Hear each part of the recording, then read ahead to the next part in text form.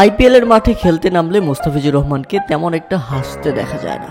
Wicket পেলেও মুখ বন্ধ করে সেলিব্রেশন করেন সাইলেন্ট ভাবেই। এই যেমন আজকের ম্যাচে প্রথম ওভারেই রোহিত শর্মার উইকেট নিয়ে মুস্তাফিজুর রহমান যেভাবে সেলিব্রেশন করলেন সেটা দেখতে একেবারেই নিশ্চুপ মনে হয়েছে। তবে মুস্তাফিজুর রহমান হাসতে বাধ্য হলেন সূর্যকুমার যাদবের সেই কাহিনীতে।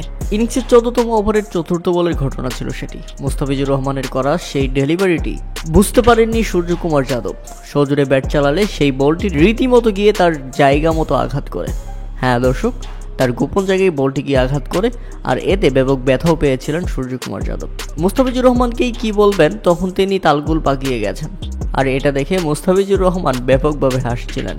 অবশ্য হাসার কথাও। ফাফ ডু প্লেসিস তো এমন রিয়াকশন দিলেন যাতে মনে হচ্ছে ব্যথাটা তিনিই পেয়েছেন। ইস, মুস্তাফিজুর রহমান, এভাবে কেউ বল করে? একটা ব্যাটসম্যানের ভবিষ্যৎ তুমি নষ্ট করে দিচ্ছিলে। এদিনও দিল্লির হয়ে মুস্তাফিজুর রহমান সেরা বোলার। নির্ধারিত 4 ওভারে খরচ করেছেন মাত্র 30 রান, তুলে নিয়েছেন রোহিত শর্মার মতো গুরুত্বপূর্ণ উইকেট। এছাড়া মুস্তাফিজুর রহমান এদিন দিল্লির বোলারদের মধ্যে সবচেয়ে বেশি ডট বল হজম করেছেন। 24 বলের মধ্যে 10টি ডেলিভারি মুস্তাফিজুর রহমান ডট করেছেন।